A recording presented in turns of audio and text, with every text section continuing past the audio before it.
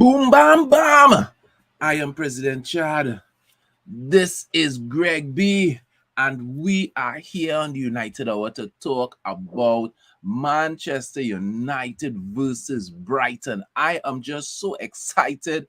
Premier League football is back and we have a game tomorrow. I mean, the things start off hot and sweaty with Arsenal yesterday and Liverpool dropping points already today. Greg B, I mean, what you could say, how you could feel about such a start to the Premier League season. Talk to me. I mean, we all take any moment we can to laugh at Liverpool dropping points against Fulham. It's like, all right, no money, no party, is it? The truth is, they come from behind twice. You know, they could have lost that game, man. Yeah, they could have. They really could have. But I mean, you have to give Fulham the credit there. Alexander Mitrovic, back to his usual behavior, poisoning teams and spoiling parties all around. And yeah, I give Fulham the credit for being able to hold out and get up and get that point, which was very vital for them, which is always a good sign to see. But it just goes to show that the season here is going to be a lot more tricky than we might have been anticipating. So let's just hope our game tomorrow was a bit more of I wouldn't say a cruise, but more of a comfortable victory in that sense. Yeah, for sure. Well, all right, folks, we're here to talk about preview. So let's jump straight into it. What news do we have about Manchester United? Well, we all know that Anthony Martial suffered a little injury in training. I think it's a hamstring injury, so he's definitely going to be out for this game. During the press conference yesterday, Ten Hag was asked about when he'll be back, if he'll be back for United's second game, which is against Brentford, and Ten Hag didn't give any timeline on Martial's return, so we're definitely not going to see him tomorrow. Ten Hag was also asked about Cristiano Ronaldo. Would Cristiano Ronaldo start tomorrow? And his response was, we will see. So, taking that into consideration, we will talk about team selection and stuff in a little bit. But taking that into consideration, we'll see. We will really see. Any other news? There was a leaked draft. No, I say leaked, not necessarily because I believe it came from the club. I think it's just, people putting two and two and getting four. and they put out what they believe the team would be tomorrow, please God. We're not really going to focus on that because I don't really read the source. So we're going to be talking about our own predictions where that is concerned. And I think at this point, we could just jump into it. Mm-hmm. Yeah. So, Greg B, this is your predicted starting 11 for tomorrow. Correct. So you could just run us through it and why, what exactly you expect to see the change with no Martial. Right. So basically, I think the goalkeeper pretty much, David De Gea is basically a given in this instance. Dalot is someone that seems to suit Ten Hag's system. Better crosser, better going forward. So I definitely know we're gonna see him for sure. Dalot is set. It have no competition on the right wing, right wing. Yeah, Wan-Bissaka, there ain't no way he's in that pitch tomorrow, barring an injury. Maguire, well, he is the captain, so much to many people's chagrin, he's going to be involved in some form or fashion. I know a lot of people are saying that they don't think Lisandro Martinez might be match sharp as yet, but I can't say for certain if Rafael Varane's going to be up to scratch either. And I don't know. There's just I still don't trust Victor Lindelof a lot of times. But he's still someone who, as much as he may be a very, very aggressive player, I don't think this is a game that requires his measure of aggression. So I think Martinez would be more. With Bailly supposedly on the way out, I don't expect any player that is, especially, possibly on sale. I don't expect to feature tomorrow, please God, unless something is we are real issues. Yeah. You know what I mean? Yeah. Cucurella, I mean, yeah, the deal was finalized, but before the deal was finalized, he was training separately for Brighton. Brighton didn't have him training with the rest of the squad.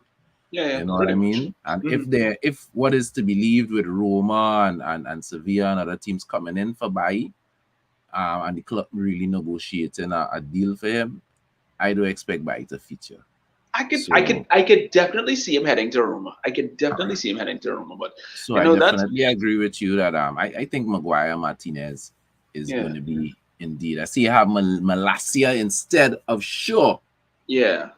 I just feel that Malasia gives me more of a bit more defensive awareness at times because even if you watched him in preseason, there were a lot of instances when teams were on the break and he found himself in that double pivot position that kind of covered the ground, and he has the pace to make up for if a player decides to try and blow past him.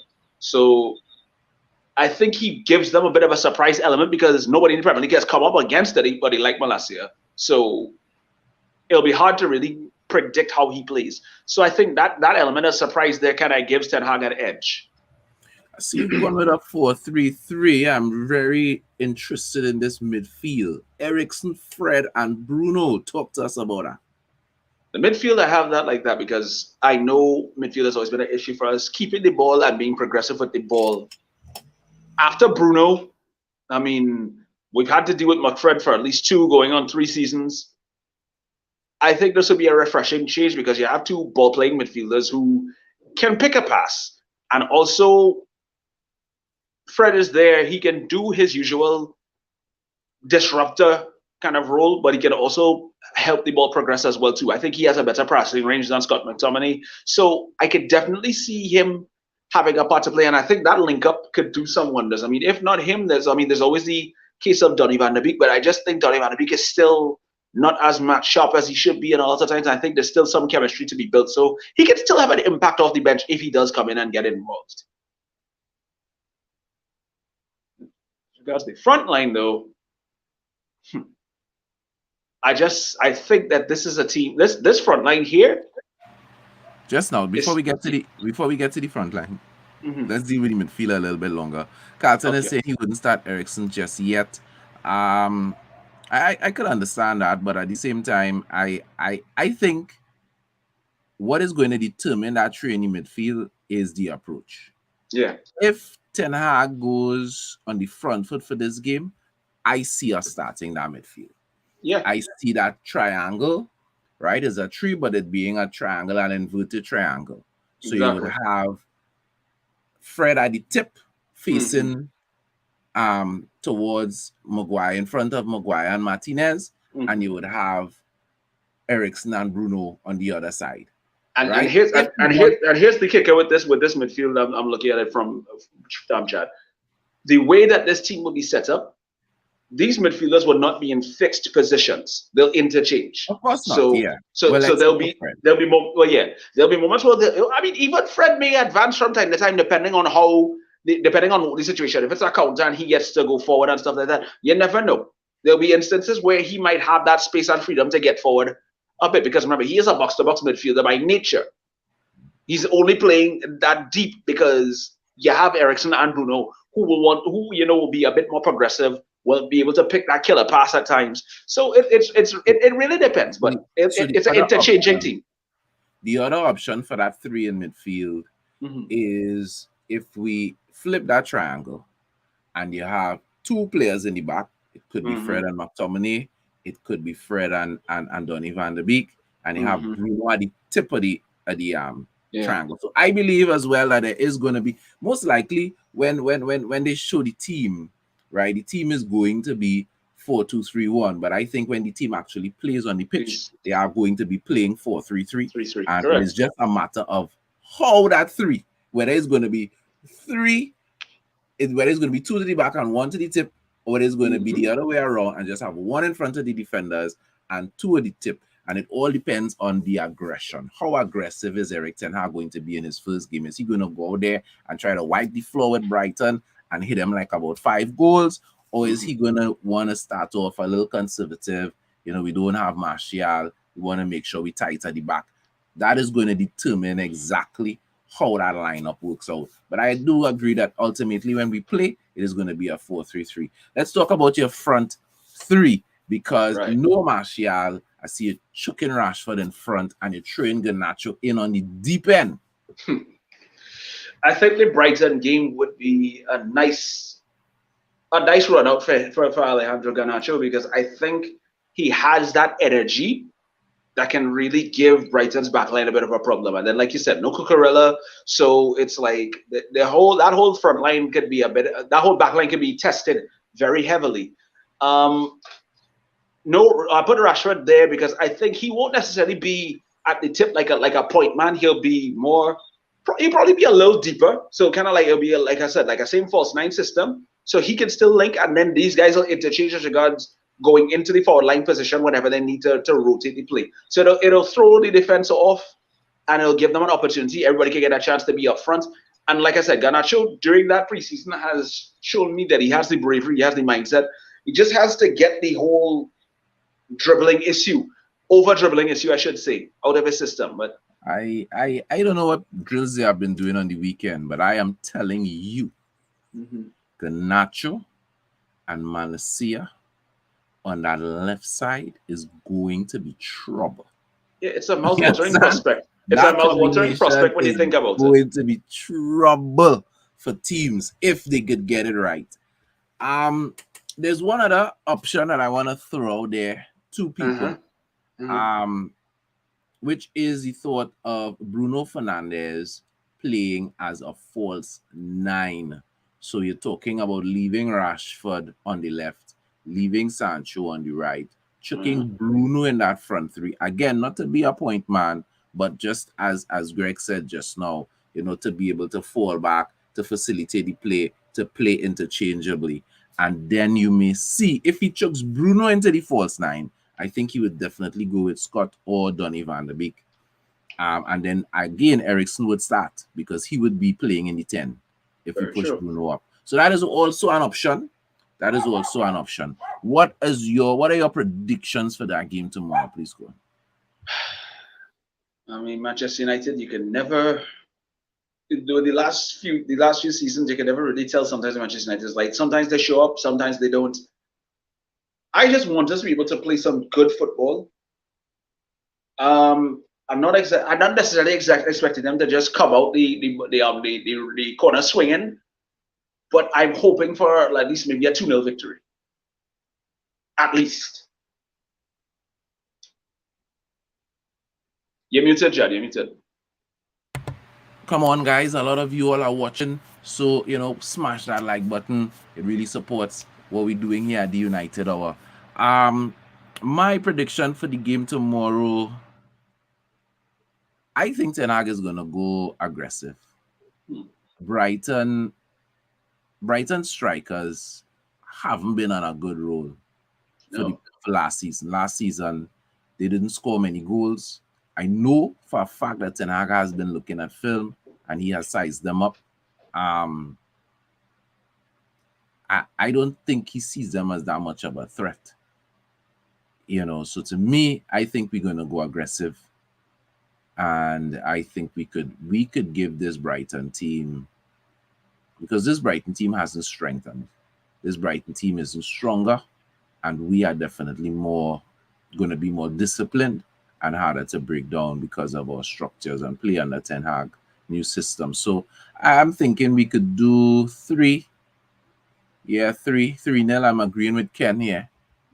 Ken in comments is saying 3-0. Good afternoon to Ken, Alan, Carlton, and all of those taking in the program. Yeah, So yeah, I'm going with a 3-0. I mean, who would you say?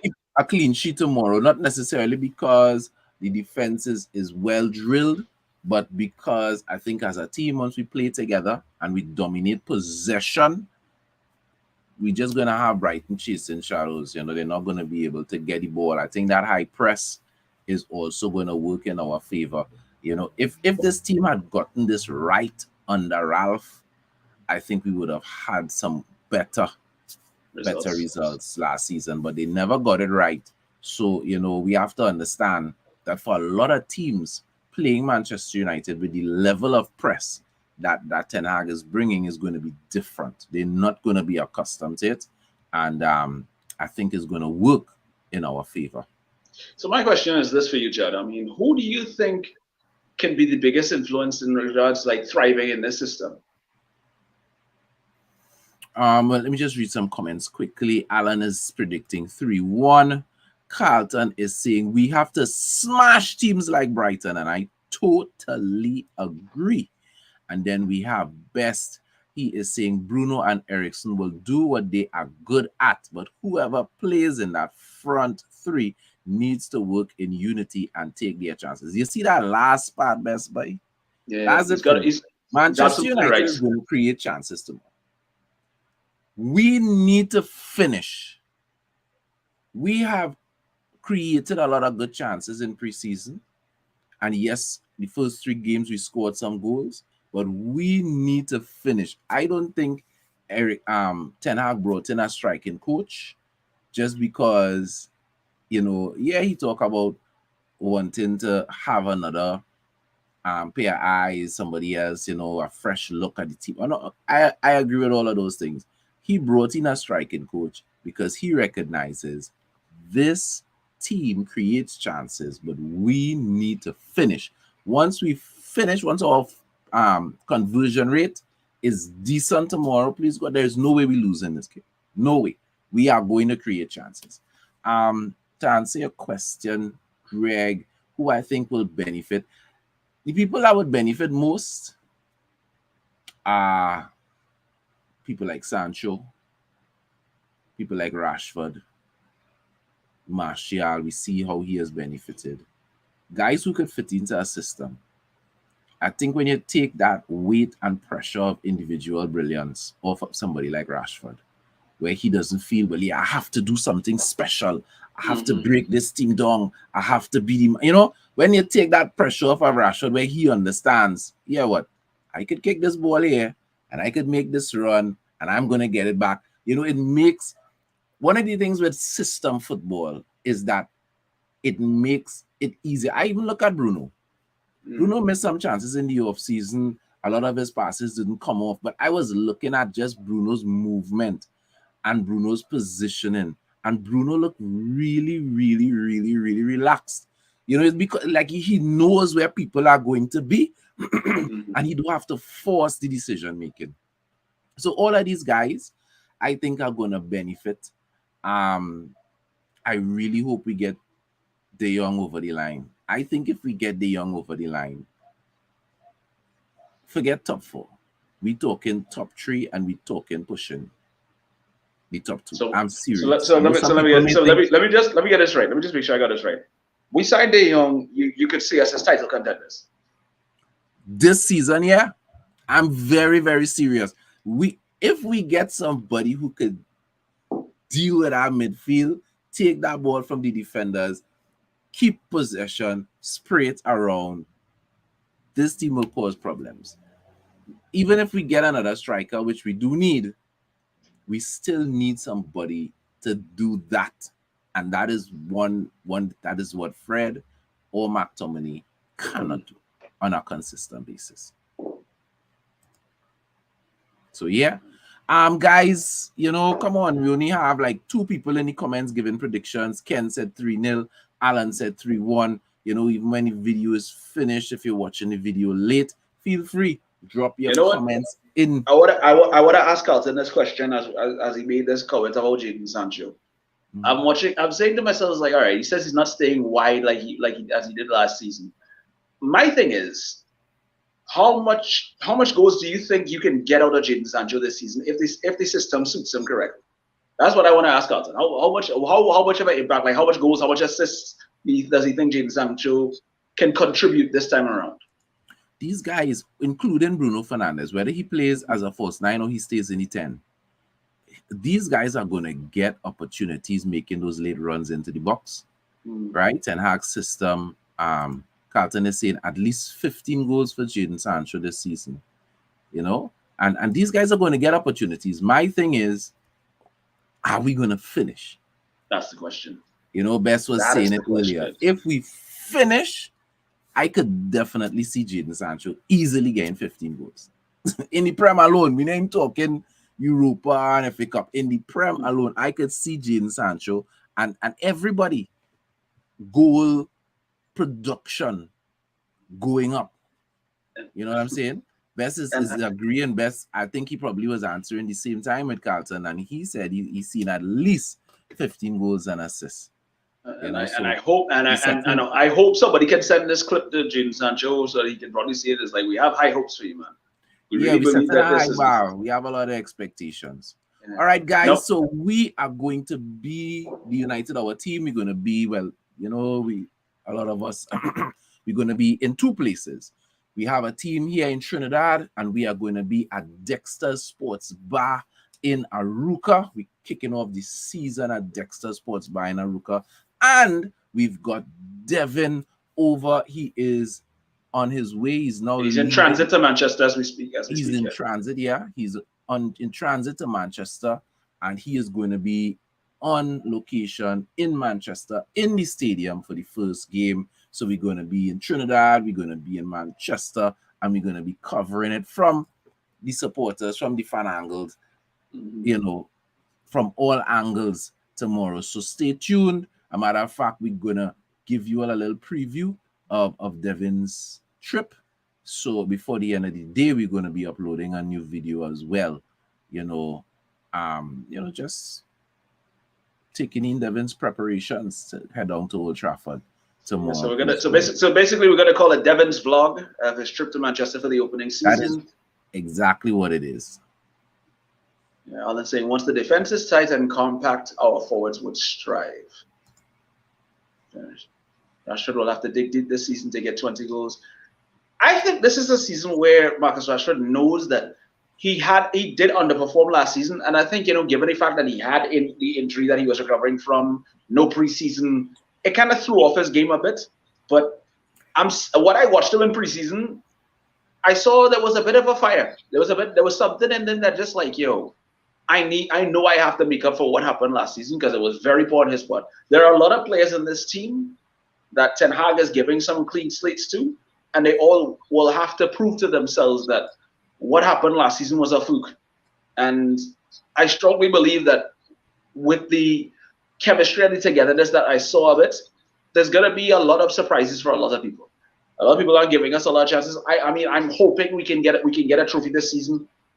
That's another question that also came to my mind, Jad. I mean, if Ten Hag, say, finishes 5th, 4th, 3rd, and he gets no silverware, would you consider that a failure? No. I know a lot of people are saying, there are people who I've spoken with that have said otherwise, like he has to bring silverware because people are starving for silverware this season. Yeah, we are starving for silverware, but when you having a rebuild season, people also need to be realistic. I am very serious when I say I think we could push the top 2, right? But I am also realistic to say that if the system takes time to bed in, to implement, we are going against teams primarily in Liverpool and in Spurs and in City. Then you have Spurs who have their coach from the beginning of the season, not the middle of the season. And we have Chelsea who's had their coach for a season and a half. We are going against teams that have an established system of play. These guys know how their coaches want them to play inside and out. These guys, we are going. So if things fall into place perfectly, yeah, we can have a great season. But we also need to be practical to give Ten Hag time. If we achieve top 3, if we achieve any silverware, that is beyond a great season, bro. That's bordering on miraculous. Let's be real. Let's be realistic. But at the end of the day, what we want to see is progression. We want to see consistency throughout the season. We want to see players improve. We want to see better overall performances. We want to see better stats. So we want to get more points than we got last season. We want to see, when we're looking at forward progression, when we're looking at conversion in terms of goals, shot created, chances created. Once we see all of those things pointing in the right direction, I think as United supporters, we're supposed to be like, yeah, this is it. We're going in the right direction. And next season, we could really start to have that expectation of silverware. My expectation right now, my first expectation is good football. And once I could see that, even if we miss out on fourth, because come on, it's not like everybody else staying still, you know. Look at what Conte has been doing. You got right? like six. You got like 6, 7 signings in so far. It's like, right, look at what Arsenal is doing. So we need to be realistic. Yes, we're hungry for silverware, but I don't think we should be hanging that rope around Ten Hag's neck in his first season with this club that he have to bring silverware in. You know, I mean, I think that's that's too much. But there are a lot of crazy supporters out there. People saying all kind of craziness. So, you know, Alan, let me just run through some comments before we shut it down. Another of the team ran out of gas in the back end of the season, and that's why fitness is key. Again, and we are the World Cup. We don't know how the World Cup in the middle of the season is going to affect football, not just Manchester United, but the whole league. I personally believe this is going to be a league of two halves. I think a lot of the lesser teams are going to struggle. The Southamptons, the West Hams, a lot of these teams are going to struggle in the first half of the season. And in the second half of the season, when most of the top teams, the top 6, 7 teams, going to have almost their whole squads going to the World Cup, you're going to have a situation where there's going to be fatigue. And some of the lesser teams are actually going to have a better. You know, we keep hearing Ten Hag talking about he need numbers, is a long season, you have 5 subs. You keep hearing Ten Hag talking about that. And I don't think people understand as yet how important that is going to be. So I don't expect this to be no world record breaking season at all. Teams are going to drop points. There ain't nobody making 90-something points this season. This season is not going to be that kind of season. You know what I'm saying? Yeah, nobody firing like that. Nobody really firing. Yeah, like not this season. No, not this season at all.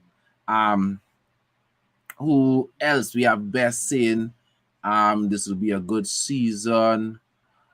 I don't know how to pronounce. Let me leave this hard one for you. Kizang Fun Show. That's what I'm saying there. How to watch live. We are not going to be broadcasting the show live, and we're not going to be doing a live. We're going to be doing like a pre-game. We're going to do halftime, and we're going to do after the game. So we're not going to be doing a live thing. So let us know. It would have been cool to do Lodge Alongs like before, but yeah, we're not able to do that in this capacity right now. Let us know. Let us know which part of the world you are, bro. Because I don't get the impression you're in Trinidad and Tobago. So but thank you for tuning in, nevertheless.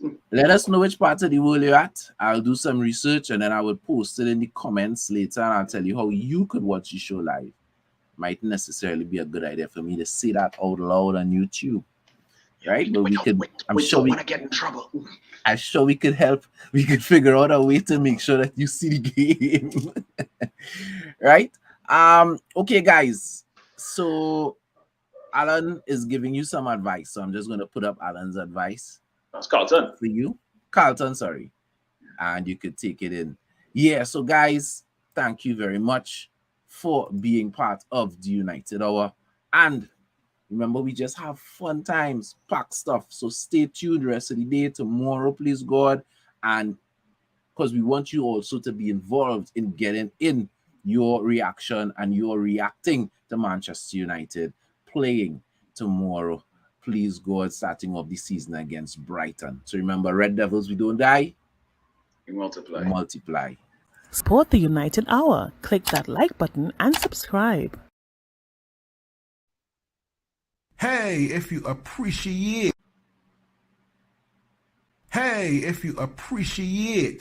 what we're doing here at the United Hour, please like, please subscribe, and let's grow this community.